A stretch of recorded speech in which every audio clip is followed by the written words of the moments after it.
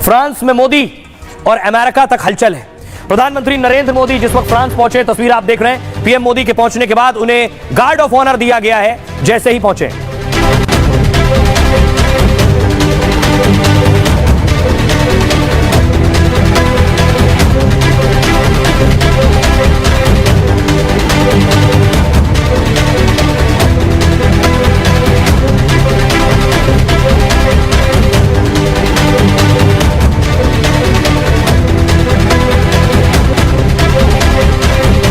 देखिए जरा, प्रधानमंत्री जब पहुंचे तो भारतीय समुदाय के लोगों ने पीएम मोदी का ढोल नगाड़ों के साथ स्वागत किया है।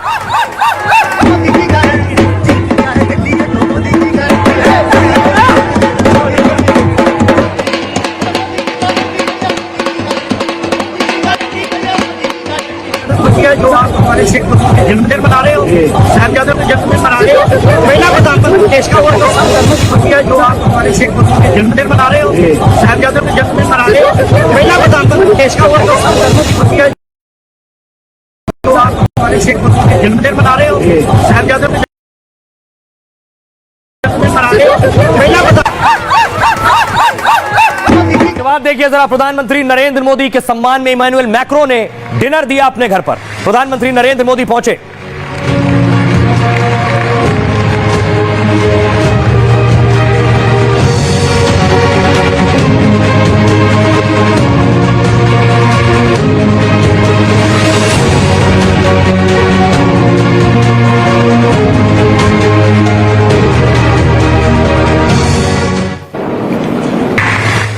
और देखिए उसके बाद प्रधानमंत्री नरेंद्र मोदी अमेरिका के उपराष्ट्रपति से मिले। ये डिनर के वक्त की तस्वीरें हैं। प्रधानमंत्री को इमैनुअल मैक्रो अंदर लेकर गए अपने घर में, जहां बाकी मेहमान, बाकी अतिथि मौजूद थे। मोदी जेडी वेंस से मिले हैं, अमेरिका के उपराष्ट्रपति।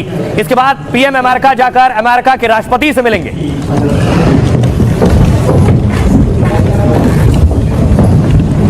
Welcome, Mr. Vice President. How are you? Thank you so much.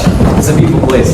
Thank you for being here. It's great to be here. Coming from very wonderful. Congratulations. Thank you so much. So nice to see you. Great victory. Yes.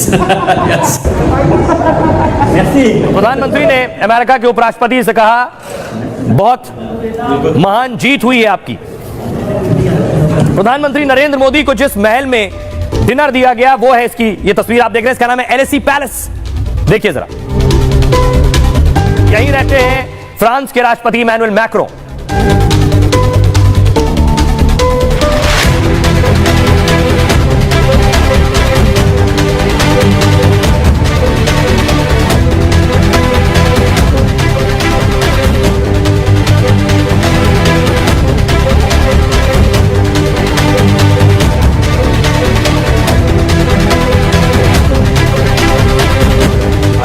तो आपने उनका palace देख लिया। अब इसकी खासियत आपको बताते हैं, जहां पीएम मोदी का डिनर हुआ। प्रधानमंत्री नरेंद्र मोदी फ्रांस की यात्रा पर है। यहां से वो अमेरिका की यात्रा पर जाएंगे और पीएम मोदी फ्रांस से ही अमेरिका को साधने में जुट गए। फ्रांस के राष्ट्रपति मैक्रो ने एलएसी पैलेस में मोदी को डिनर दिया, जिसमें पीएम मोदी शामिल हुए। और इस दौरान पीएम मोदी ने अमेरिकी उपराष्ट्रपति जेडी वेंस से मुलाकात की। मोदी ने जेडी वेंस के साथ हाथ मिलाया और चुनाव में जीत की बधाई दी। मोदी भारत और अमेरिका के रिश्तों को और मजबूत करना चाहते हैं।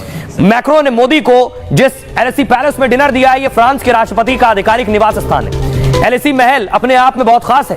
महल फ्रांस की राजधानी पेरिस के बीचों बीच है। महल 1,20,000 स्क्वायर फीट के एरिया में बना है। इसमें 365 कमरे, कार्यालय और सलून है।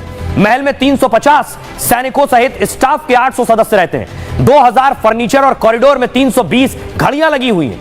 महल में लगा फर्नीचर काफी कीमती है। महल में सोने का पानी चढ़ा हुआ इंटीरियर है, जो इसकी खूबसूरती में 4 चांद लगाता है। महल के स्टेट डाइनिंग रूम में राष्ट्रपति डिनर और रिसेप्शन पार्टी देते हैं। यहां कई लोग एक साथ बैठकर भोजन कर सकते हैं। राष्ट्रपति भवन का किचन 5000 से ज्यादा स्क्वायर फीट में फैला है। देश विदेश के सैकड़ों तरह की डिश बनाने वाले शेफ मौजूद रहते हैं और मेहमानों को यहां चांदी की थाली में भोजन कराया जाता है। कर्मचारियों के वेतन के लिए सालाना 1000 करोड़ रुपए से ज्यादा खर्च किए जाते हैं। आइए अब आपको दिखाऊं, इसके बाद प्रधानमंत्री ने एक बड़े कार्यक्रम में वहां शिरकत की। फ्रांस में ही आर्टिफिशियल इंटेलिजेंस से जुड़ी हुई समिट थी, एआई समिट की तस्वीर आप देख रहे हैं। पीएम मोदी और इमैनुअल मैक्रो पहुंचे।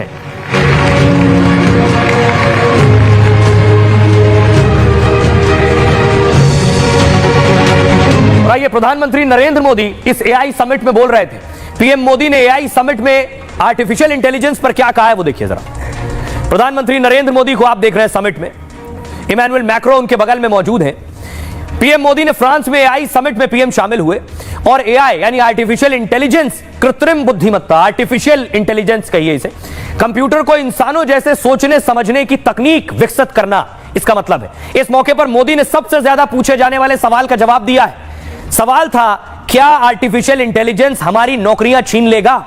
मोदी ने कहा, इतिहास गवाह है, तकनीक से काम खत्म नहीं होते बल्कि काम का स्वरूप बदलता है, नए तरह के रोजगार पैदा होते हैं। मोदी ने कहा, एआई लाखों लोगों की जिंदगी बदल सकता है, एआई में दुनिया बदलने की ताकत है, यह समाज सुरक्षा के लिए बहुत जरूरी है, शिक्षा और खेती जैसे क्षेत्रों की तस्वीर बदल सकता है। एआई एक ऐसी दुनिया बनाने में मदद कर सकता है जिसमें स्थायी ऊर्जा लक्ष्यों तक पहुंचने का सफर तेज हो सकता है। मोदी ने एआई को समझने और उसको सीखने पर जोर दिया है। युवाओं को हमें इस तकनीक में आगे लाना होगा। एआई के बढ़ते प्रभाव को लेकर मोदी ने सावधानी बरतने की सलाह दी है। यह हमारी राजनीति, अर्थव्यवस्था और समाज को बदल रहा है, इसलिए जरूरी है दुनिया एआई को लेकर मिलकर काम करे।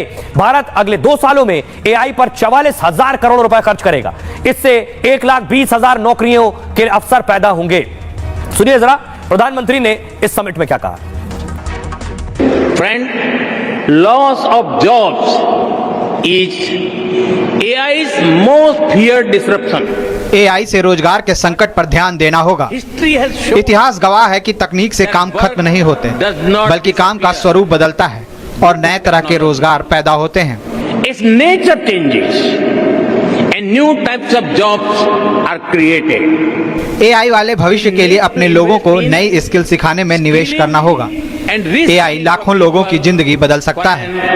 AI driven future. और आइए खबरों में आगे बढ़ते हैं। आज की एक और बड़ी खबर है अश्लील कॉमेडी पर बवाल।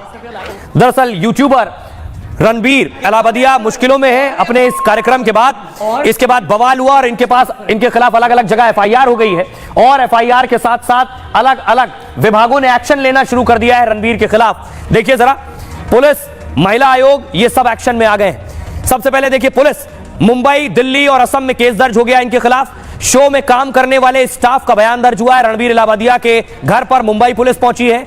गुवाहाटी पुलिस भी समन भेजने की तैयारी कर रही है। साइबर सेल देखिए, महाराष्ट्र साइबर सेल ने भी केस दर्ज कर लिया है। प्रोड्यूसर, जज समेत 30 लोग आरोपी बनाए गए हैं। सभी आरोपियों को नोटिस भेजने की तैयारी हो रही है। महिला आयोग ने शो के आयोजकों को नोटिस भेज दिया है। 17 फरवरी को महिला आयोग में सुनवाई निर्धारित की गई है। इसके साथ ही सूचना एवं प्रसारण मंत्रालय को भी पत्र लिखा गया है। इसमें अश्लील कंटेंट पर कड़े एक्शन की मांग की गई है। मानवाधिकार आयोग, राष्ट्रीय मानवाधिकार आयोग ने यूट्यूब को नोटिस जारी किया है। रणबीर के वीडियो के साथ दूसरे ऐसे कंटेंट हटाने को कहा है। संसद, आईटी मामलों की संसदीय समिति ने नोटिस जारी कर सकती है और रणबीर और शो के आयोजकों को तलब किया जा सकता है। संसद में ओटीटी पर सख्त कानून बनाए जाने की मांग हो रही है। फिल्म इंडस्ट्री, आईसीडब्ल्यूए ने कार्यक्रम पर प्रतिबंध की मांग की है और आईसीडब्ल्यूए फिल्म में काम करने वालों की संस्था है। अब आपको बताऊं कि आखिर ये जो यूट्यूबर्स हैं, ये जो कंटेंट बना रहे हैं, ये कंटेंट आखिर अगर अश्लील है, क्या पैसा कमाना बड़ी वजह है? देखिए जरा, कहां से पैसा आ रहा है और क्यों ये कहा जा रहा है कि पैसा, क्या ये पैसों की बारिश हो रही है? तीसरा ग्राफिक दीजिए मुझे, ये आप देख रहे हैं, दुनिया भर के युवाओं में सोशल मीडिया की दिलचस्पी बढ़ी है। ऐसे में सोशल मीडिया दुनिया में रोजगार का जरिया बन गया है। सोशल मीडिया प्लेटफॉर्म पर वीडियो डालकर लोग पैसा कमा रहे हैं। तकनीकी भाषा में इन्हें सोशल मीडिया इन्फ्लुएंसर कहा जा रहा है। रणबीर इलाहाबादिया, समय रैना भी सोशल मीडिया इन्फ्लुएंसर है। दुनिया भर में इन्फ्लुएंसर का बाजार सोचिए 2 लाख करोड़ रुपए का है। अकेले भारत में करीब 9,30,000 कंटेंट क्रिएटर हैं। इनमें 12% यानी 1,12,000 लोग 1 से 10 लाख रुपए महीना कमाते हैं। भारत में 2023 में इन्फ्लुएंसर मार्केट 1,875 करोड़ रुपए का था, जो कि 2026 में 3,375 करोड़ रुपए होने का अनुमान जताया गया। इन्फ्लुएंसर का कंटेंट जितना ज्यादा देखा जाता है, उतना पैसा मिलता है। यह पैसा यूट्यूब पर चलने वाले विज्ञापन के आधार पर दिया जाता है। यही वजह है कि वीडियो से कमाई के लिए अश्लीलता तक परोसी जा रही है। 46% कंपनियां 100 से 1 लाख उपभोक्ता वाले इन्फ्लुएंसर्स को विज्ञापन देती हैं। अकेले यूट्यूब प्लेटफॉर्म पर ही दुनिया में 250 करोड़ सक्रिय उपभोक्ता है, यानी धरती की आबादी का हर तीसरा आदमी यूट्यूब देखता है। इंस्टाग्राम पर 200 करोड़, सोशल मीडिया एक्स पर 61 करोड़ उपभोक्ता हैं और 2024 की शुरुआत तक भारत में 46 करोड़ लोग सोशल मीडिया यूजर थे। यह आंकड़ा भारत की कुल आबादी का करीब 32% है। भारत में सबसे ज्यादा इन्फ्लुएंसर कंटेंट इंस्टाग्राम, यूट्यूब पर ही देखा जाता है। तो यह है वजह कि ये यूट्यूबर्स कुछ भी